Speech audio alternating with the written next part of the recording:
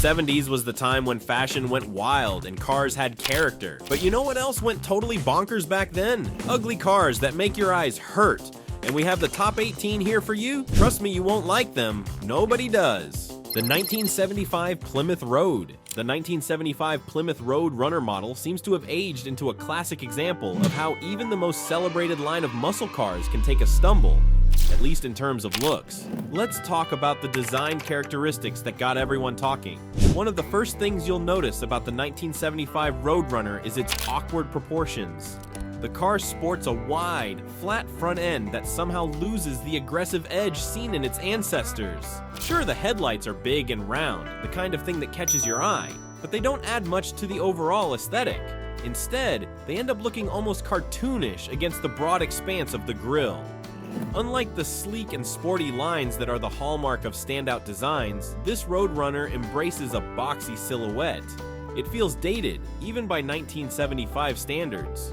Rather than ending with a flourish or a graceful flow, the design seems to just taper off, leaving an abrupt, anticlimactic finish. The color palette available for the 1975 Roadrunner did not help its case either. While some muscle cars of the era boasted vibrant colors that accentuated their sporty nature, many Roadrunners were offered in muted tones that failed to excite. The 1970 Lotta Chevalier. Let's talk about the 1970 Lotta Chevalier. This car is pretty famous, or maybe infamous, for its practical design that some people, quite frankly, call rather unsightly. Its exterior is adorned with a chunky, angular frame that many folks wouldn't exactly call a feast for the eyes. And that front? It's accompanied by large, rectangular headlights that are more functional than fashionable. Swing around to the back, and you'll encounter a flat, uninspiring surface that seems to shy away from any distinctive features. Let's talk proportions because the Chevalier's got them, and not necessarily the good kind. Its high roofline paired with short overhangs results in an awkward posture that's hard to ignore. The body panels are as straightforward as can be. They're sorely missing those smooth curves or little extras that might have softened those sharp edges. Now, if you're a fan of vibrant color palettes, brace yourself for a letdown. The 1970 Lotta Chevalier didn't come dressed to impress in the hue department. Bland and unexciting shades were the norm, and these paint jobs really hit home the car's rather drab persona. It's like they went out of their way to make sure the car wasn't winning any beauty contests. In the grand scheme of automotive design, the 1970 Lotta Chevalier is often held as an example of when functionality takes the lion's share over aesthetics. The 1976 Chevrolet Vega, known just as much for its design flaws as its engineering woes, the Vega may have been marketed with ambitions of style and compact appeal, but what it delivered was, well, something entirely else. Let's take a closer look at what went wrong with this car's design that contributed to its less than stellar reputation among car enthusiasts. Let's talk about the design elements. The Vega boasted a boxy shape that was a staple of the 1970s, but it somehow missed the mark on the sleekness and elegance buyers were hoping for in a new vehicle. The front end is easily one of the main culprits. The large flat grille paired with round headlights gave it a look that felt outdated even by the standards of the day. This was a car that, rather than exuding a sporty thrill, strayed into utilitarian territory. This shift was a far cry from the expectations that previous models had set up. Models that seemed to ooze a certain sporty charm. Now, onto the proportions and styling that didn't do the Vega any favors. Imagine this, an elongated hood coupled with a short rear deck, which gave the car an unbalanced silhouette that just seemed off. It was as if the design had been abruptly halted, especially when you looked at the rear end. Critiques poured in about its cut-off design, which seemed like a mismatched jigsaw piece rather than a seamless flow. The 1977 AMC Pacer. Let me introduce you to the 1975 AMC Pacer, a vehicle that quickly earned a reputation for its unusual style. With its rounded body and gigantic glass areas, the Pacer was AMC's daring attempt to break away from the typical car designs of the time. The idea was to create something fresh and new, but many people ended up viewing it as an odd sight on the road. The car's shape was often humorously compared to a flying fishbowl due to its quirky proportions. It was short and wide, creating a visual imbalance that made it an easy target for mockery. Fast forward to 1978, and the situation didn't exactly improve. The Pacer underwent a major redesign featuring a new grille with an egg crate pattern, which, let's just say, didn't win any awards. This attempt to revamp the car's appearance only drew more criticism. People felt the new grille looked cheap and too uptight, stripping away any remaining charm the car had. Attempts to give the car a modern twist included raising its hood profile to fit a V8 engine, which only led to a strange and ungraceful silhouette. Adding to this design misstep, AMC decided to do away with the sporty Pacer X package, which had been one of the few dynamic elements of the car's design. This move made many believe that AMC was shifting gears towards a blander, more generic style. The 1971 Ford Pinto. The 1971 Ford Pinto became an icon for all the wrong reasons, not just due to some controversial safety debates, but because its looks were, let's say, less than stunning. Let's dive into the design overview. The Pinto's look was dominated by a boxy, utilitarian shape that missed the mark on sleek or sporty vibes. Up front, it sported a large, flat grille paired with round headlights, which didn't exactly scream refined. It looked more like a basic transportation appliance than a chic ride. It was a big misstep, especially when folks were hunting for something a bit more exciting in the evolving subcompact market. The proportions and styling elements weren't doing it any favors either. The Pinto flaunted an elongated hood that led into a compact body. It's like the car struggled to decide if it was cut short on purpose. This awkward silhouette turned heads, but not always in a good way. The back of the car bore the brunt of the critique, thanks to its sudden end lacking any gentle transition. Those taillights? Small and forgettable, with zero unique flair to save its styling grace. And let's not forget the color options and trim, which didn't exactly set hearts racing. While some of its contemporaries sported vivacious colors that made them pop, the Pinto leaned towards mellow, uninspiring hues. These choices didn't exactly ignite interest among buyers looking for spark and personality. The 1974 Mustang II. The 1974 Ford Mustang II is often the butt of jokes among enthusiasts who bemoan its design as a marked departure from the iconic styling of the classic Mustangs that came before it. The second-generation Mustang was conceived during the oil crisis, a time when fuel efficiency became king over power and style. This necessity prompted Ford to trade in the robust, attention-grabbing look for something more compact, leaving many fans shaking their heads in disappointment. Let's dive into what's considered the exterior design flaws of this infamous vehicle. Its boxy shape and lackluster aesthetics fail to capture the muscle lines and sporty flair that its predecessors wore so well. Starting with the front end, the supposed face of the car, you get a wide, flat grille that desperately tries to make a statement, but falls flat, flanked by large rectangular headlights that are anything but thrilling. The car's proportions don't do it any favors either. It's shorter and narrower than the battle-tested versions that revved up excitement in the past, rendering it an awkward presence on the road. The introduction of a hatchback variant, while possibly practical, further diluted the sporty image that the Mustang was synonymous with. Critics have been vocal about the rear design, which features simple taillights and a flat trunk, barely offering anything in terms of distinctive styling cues that could set it apart. The 1973 Mercury Cougar. The Mercury Cougar, part of Mercury's second generation that kicked off in 1971, is often remembered for its lackluster design. Enthusiasts and critics alike felt that it missed the sporty energy that defined its predecessors. Instead of evolving into something that celebrated both style and performance, the 1973 Cougar continued down a path that many found visually unappealing. The 1973 Cougar mirrored the era with its long, wide body, but here's the catch. It didn't really exude the elegance and athleticism you'd hope for in a luxury sports coupe. Take a closer look at the front end. A large, flat grille and round headlights dominated the scene, contributing to an appearance that some described as bulbous. This design decision didn't exactly ring with finesse, creating an awkward and somewhat unrefined look that didn't sit well with those who valued aesthetics. Move on to the proportions and styling elements, and more issues crop up. The Cougar's proportions were frequently criticized for their imbalance.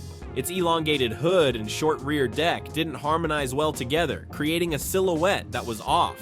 Turn to the back, and the situation didn't improve. The rear showcased a broad, flat expanse that just didn't mesh with the rest of the car, leaving it open to criticism that it appeared as though it was unfinished, or at least not well thought out. The taillights, for instance, faded into the background with their small size and lack of distinguishing features, further casting a shadow over the car's visual intrigue. The 1970 Porsche 914 has found itself under the scrutiny of many enthusiasts thanks to its unconventional, and to some, downright unattractive design. Designed as an entry-level sports car, the Porsche 914 was supposed to offer aspiring drivers a taste of the high-performance world without breaking the bank, yet its exterior seemed to sabotage its ambitions. In the world of sports cars, we expect sleek, aerodynamic profiles that just scream speed and elegance, but the 914? It stages a rebellion against this expectation. That severe notchback roofline doesn't just break up the lines, it defies the very spirit of sports car aesthetics and leaves the 914 sporting an awkward silhouette. With their notably square and generic look, one could argue they belong more on a taxi cab than on a sports car that's supposed to turn heads for all the right reasons. Add to that the bumpers, which thanks to some early US safety regulations appear larger and more industrial than they probably should be, and you've got a car that seems like it's trying a bit too hard to be something it's not. But wait, there's more! The 914 also suffers from proportions that don't seem to get along. One look, and you might notice how the rear is noticeably fuller while the front remains unusually flat. It creates this strange, disjointed aesthetic, almost as if two completely different design teams got hold of the front and the back, respectively. The 1978 Oldsmobile Cutlass Aeroback. The 1978 Oldsmobile Cutlass Aeroback emerged from GM's downsized A-body platform and has been carved into our memories for its strikingly peculiar and unattractive design. It was supposed to herald a fresh styling direction, a bold new look for a new era. Instead, it gave the world a vehicle design that left loads of consumers scratching their heads, feeling more bewildered than charmed. Let's dig into the design flaws that have cemented this car's infamous reputation. The most instantly recognizable feature of the Cutlass Aeroback is its awkward silhouette. The rear sports a pronounced slope that looks like it's trying to channel a fastback vibe, a look usually associated with sleekness and sportiness. One of the key design decisions was to implant a fixed rear glass configuration, paired with a small trunk opening. This design doesn't just impact functionality, it downright diminishes it. The car starts to look like a hatchback, but without any of the functional perks hatchbacks are loved for. The 1976 Dodge Monaco. The moment you lay eyes on the 76 Monaco, its bulky and uninspired design is hard to miss. It stands there with a heavy silhouette, a far cry from the sleek elegance its predecessors used to boast. The front end is where things truly take a turn toward the cartoonish. An oversized grille stares back at you, almost comical in its dimensions, accompanied by flat, rectangular headlights that do little to add charisma. It's as if someone tried to inflate the car to make a grand entrance but lost all sense of style and balance in the process. Now marketing attempted to salvage some dignity by promoting the interior as a haven of luxury. Plush seating and wood accents were supposed to be the selling points, a sanctuary of comfort in an otherwise confused design. However, the reality didn't live up to the gloss of the brochure. Inside, any sense of luxury was overshadowed by a dashboard that managed to be both cluttered and utilitarian. It was a clash of ideals, plush here, practicality there, with little thought given to harmonizing them into a cohesive luxury experience. Rather than offering a respite from its cumbersome exterior, the interior only highlighted the vast disconnect between what the Monaco aspired to provide and what it actually delivered. The 1970s AMC Gremlin. Dubbed by many as one of the era's most unfortunate-looking vehicles, the Gremlin didn't earn this title without reason. Driven by cost-cutting and a dash of hasty production, this car emerged with a visual aesthetic that left quite a few people raising their eyebrows, or shutting them altogether. It stands as a curious case of automotive design gone awry, with choices that were more about economical feasibility than artistry. The design overview paints a vivid picture. Imagine starting with an AMC Hornet and deciding to literally chop off the back. That's your Gremlin. This abrupt decision led to a silhouette that critics love to call disproportionate and awkward. The car looked, quite literally, like it was missing a third of itself, with only a low, elongated front end balancing out a sharply truncated rear end. Think of it like a premature comeback tail, a design choice that ended up more confusing than cohesive. The end result came off as incomplete. A big shrug in car form, if you will.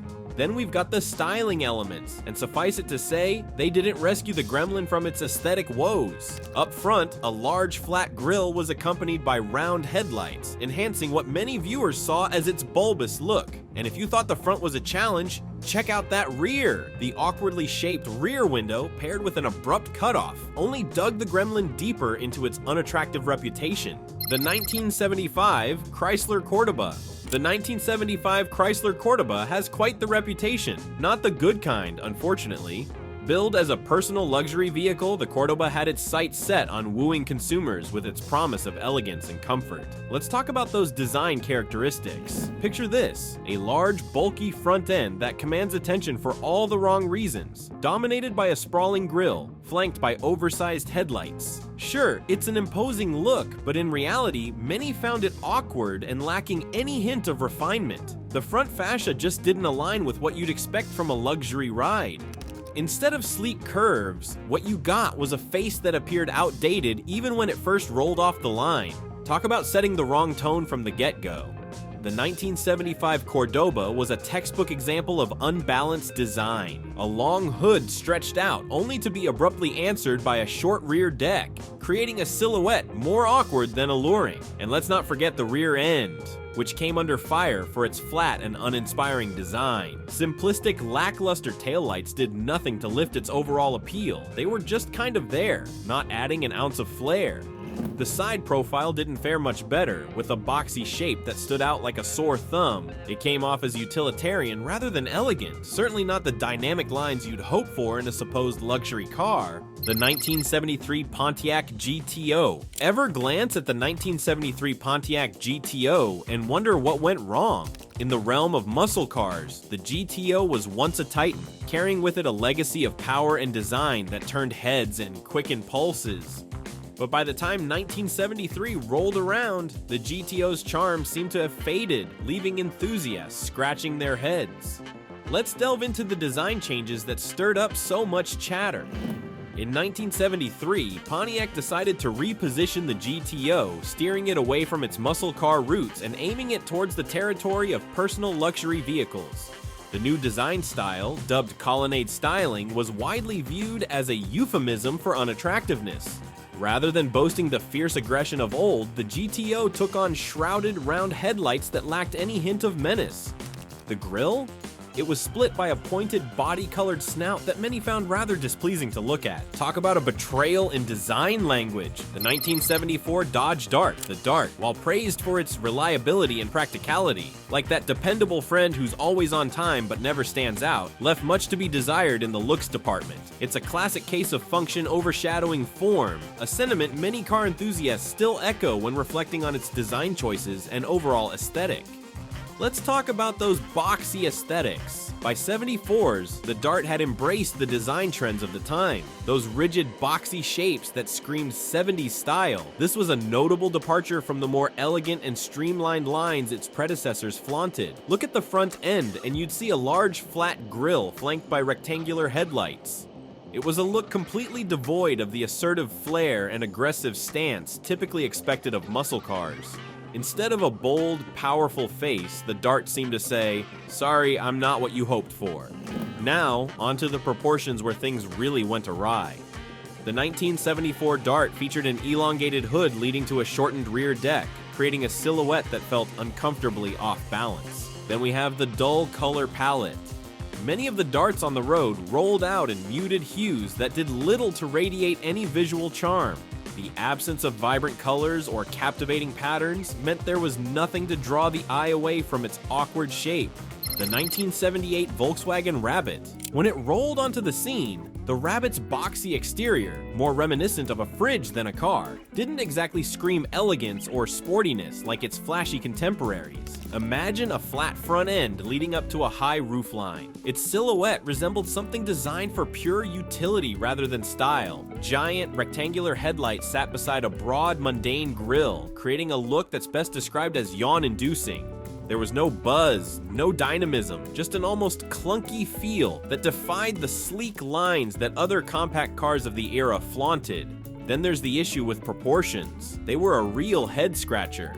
With a long hood and a short rear end, the Rabbit seemed like it was put together with mismatched parts. This imbalance left it looking a bit awkward for many passersby. Even though the rear hatchback design scored points for practicality, it did nothing to boost its visual appeal. In fact, it managed to give the car a cut-off look, stripping away any potential sporty vibe it might have had. To top it off, the taillights were small and generic, severely lacking in flair. This reinforced the car's identity crisis when it came to inspired design. The 1970 Buick Riviera, this iconic nameplate known for exuding sleek elegance and sophistication, took a hard left turn in the 70s. Instead of its celebrated grace, the Riviera's design was as if it broke away from the script completely. Sure, it was intended to make waves with a bold new look, but in reality it was more of a ripple, throwing whatever harmonious balance its predecessors had completely out the window. The long hood stretched out in front like a runway, but with a rear that seemed to give up halfway, the silhouette was a roller coaster of confusion. With large, flat surfaces and minimal detailing at the hind end, it was like they'd forgotten to finish the job. This lack of finesse gave the car an incomplete look that hardly screamed luxury. Design elements themselves took quite a turn. What was once the sleek and neatly refined form of the Riviera became elongated and slightly over the top. The body shape reached for exaggeration, missing its mark on elegance. The front end played center stage with a chrome-laden grille that unfortunately missed the refinement seen in earlier models.